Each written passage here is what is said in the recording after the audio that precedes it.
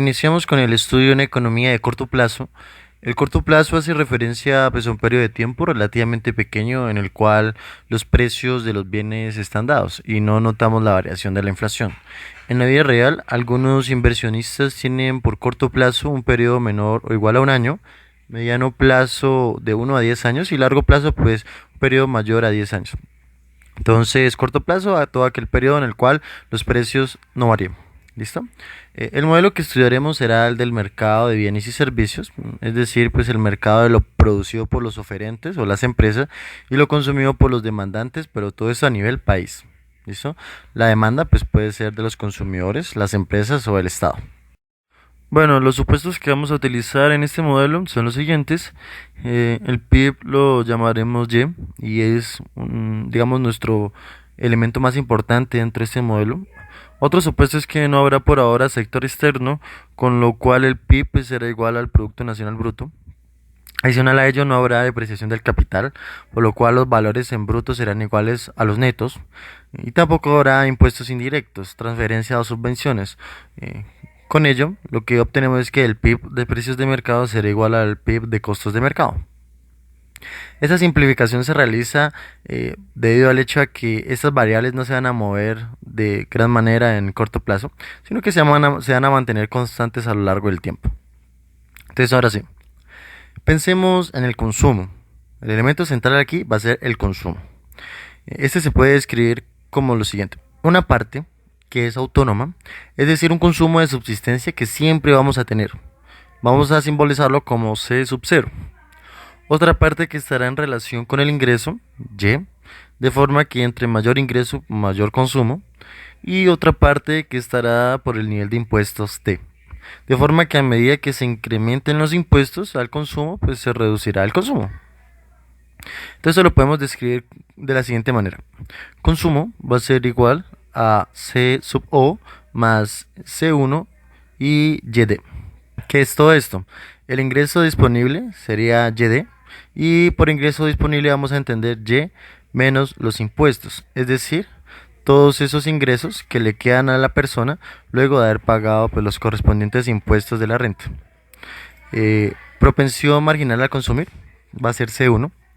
Es decir, la medición de qué tan consumistas somos. Y pues está entre 0 y 1. Por ejemplo, si el ingreso es de 1 millón y consume 800.000 y ahorra pues por tanto 200.000, C1, esa propensión marginal a consumir será de 80%. Y S1, es decir, el ahorro o la propensión marginal al ahorro sería del 20%. Obsérvese que C1 y S1 siempre van a ser igual a la unidad. De esta forma, entonces, la variable consumo estará en función del consumo autónomo y el ingreso disponible. De igual manera, el ingreso disponible sería el que le quitemos a los impuestos, como lo habíamos visto, y se utiliza ahora también en temas de ahorro y consumo. Veamos, YD lo podemos escribir también como C más S, donde C va a ser el consumo y S es ahorro. Ténganse en cuenta, y eso nos sirve para atender el tema de la demanda más adelante, que nos vamos a referir al ahorro, como el ahorro de las familias. Al igual que el consumo será el de los hogares, si hablamos de consumo del Estado, por ejemplo, este lo vamos a llamar es gasto público. ¿Listo? Mientras tanto, el consumo de las empresas lo vamos a llamar inversión. La gráfica del consumo pues, la podemos representar de la siguiente manera. Tenemos, como siempre, un eje vertical y un eje horizontal. En el eje vertical vamos a colocar al consumo y en el eje horizontal vamos a colocar al ingreso disponible. De esta forma, entonces, la gráfica de la línea nos dice que vamos a tener una línea la cual tiene un intercepto C0 y una pendiente C1 o propensión marginal al consumo. Bueno, una vez ya vista esa pequeña introducción, vamos ahora sí a analizar el tema de la oferta y la demanda agregadas y su equilibrio. Bueno, la oferta agregada hace referencia a la producción de las empresas, es decir, al PIB o ingresos totales, Y. Mientras tanto, la demanda tiene otros elementos. Veámoslos. Primero, veamos el tema de los consumidores que ya veníamos estudiando. Estos van a generar una demanda de consumo, C. También tenemos a las empresas que van a generar una demanda de inversión, I. Y al Estado que va a generar una demanda llamada gasto público. Si simbolizamos a la demanda como una Z, tendríamos lo siguiente. Z pues va a ser igual al consumo más la inversión más el gasto público. Un mercado en equilibrio es cuando las cantidades demandadas por los consumidores y las cantidades ofrecidas son iguales, con lo cual tendríamos Y igual a Z. En equilibrio, por lo tanto, tendremos que Y va a ser igual, reemplazamos a Z y tendríamos C más I más G. El equilibrio sería Y igual a estas variables. Debido a que ya sabemos cuál es la composición del consumo, podemos escribir lo siguiente, recordando que seguimos en situación de equilibrio. Tenemos entonces Y igual a, despejaríamos C, con lo cual nos queda CO, o consumo autónomo, más C1 YD. ¿Listo? Más I más G. Y proseguimos con el despeje. Um, Nos vamos a encontrar con que YD pues es Y menos T. Entonces lo reemplazamos aquí y tendríamos Y igual a CO más C1. Abrimos paréntesis, Y menos T más I más G. Nuevamente, procedemos aquí a multiplicar C1 por sus respectivos términos. Entonces tendríamos Y igual a CO más C1Y menos C1T más I más G. Y aquí hay algo importante, obsérvese que hay dos Y de lado y lado. Esto quiere decir que la variable que analizaremos en ambos casos, oferta y demanda, es Y. Recuérdese que a la introducción de este video miramos que Y iba a ser la variable más importante. Todo lo demás son variables autónomas. Ahora bien, sigamos pues con el despeje. Si movemos esta C1Y hacia la izquierda, tendríamos Y menos C1Y igual a todo esto. Simplemente vamos a utilizar a y abrimos paréntesis con los factores que se comparten y luego esto que está multiplicando lo mandamos acá y queda dividiendo.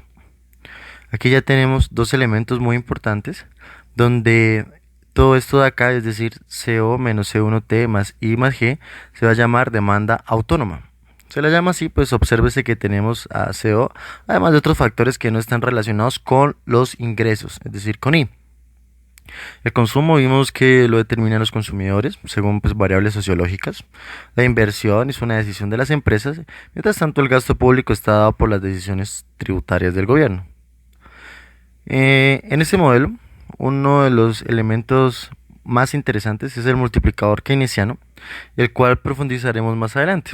Y es el que tenemos aquí, 1 sobre 1 menos C1. Veamos el tema de la gráfica. En macroeconomía realizamos un gráfico diferente a como se hace en microeconomía. En micro pues utilizamos un mapa, precios, cantidades, de forma que el precio está en el eje vertical y las cantidades están en el eje horizontal. ¿Sí? En macroeconomía, en cambio, pues el gráfico es de oferta-demanda, donde la oferta está en el eje horizontal y la demanda está en el vertical. Algo como esto. Claramente el equilibrio simbolizaría un eje de 45 grados, donde Z pues, siempre va a ser igual a Y. Si en este mercado pues, tenemos un equilibrio, la oferta y la demanda, la oferta Y, perdón, debería ser igual a la demanda, ¿no? Z. Con lo cual vemos que la línea naranja pues, está representando el equilibrio a nivel agregado. Ahora bien, en la macroeconomía podemos estar por fuera del equilibrio, pues la demanda puede estar ya sea por arriba o por abajo de ese nivel de equilibrio. Para dibujar esto, tengamos lo siguiente. Tenemos aquí nuevamente un mapa en dos dimensiones, donde tenemos a un eje Z, que va a ser la demanda, y un eje horizontal, que va a ser la oferta. Nuevamente, nuestro nivel de equilibrio va a ser una línea de 45 grados, en la cual la oferta siempre va a ser igual a la demanda. La demanda que nosotros necesitamos graficar aquí, que sería como la demanda real, que más adelante vamos a llamar demanda efectiva, va a ser C más I más G. ¿Listo? Lo único que nos resta aquí es saber cuál va a ser el nivel cuando Y sea cero, es decir, aquel componente que no depende del ingreso. Sabemos que los componentes que no dependen del ingreso y que son parte de la demanda son C1T más I más G, es decir, sus componentes autónomos. Y este va a ser el que se coloca aquí, pues es el intercepto. Vamos a realizar un ejemplo en el cual todo esto va a quedar un poquito más claro y también vamos a hacer el énfasis en que tenemos que tratar de encontrar un equilibrio por medio de las cantidades. Como ya hemos visto, pues los precios están fijos, por lo cual debemos hallar esa cantidad que nos lleva al equilibrio. Entonces las cantidades que igualarán la demanda de toda la economía con la producción interna, ¿no? Supóngase un ejercicio en el cual tenemos lo siguiente, lo que ustedes pueden observar allí. Expliquémoslo. En este ejercicio, pues ustedes tienen un consumo autónomo, es decir, que no depende del nivel de los ingresos, sino de la subsistencia de las familias de 100 billones. Tenemos un C1 que muestra que las familias del ingreso, lo que les llega se consume en el 75% y el resto pues lo ahorran, ¿no? Un 25%. Unos ingresos tributarios para el Estado de 200 billones que se simbolizan por T, de taxes, impuestos en inglés, y unos gastos totales de 200 billones, los cuales se simbolizan por G, de gasto público. Finalmente, una inversión de las empresas que llega a 100 billones de pesos. Al reemplazar esto, obtenemos lo siguiente. Bueno, esa es nuestra fórmula de equilibrio, con lo cual para hallar el y de equilibrio sería solamente reemplazar.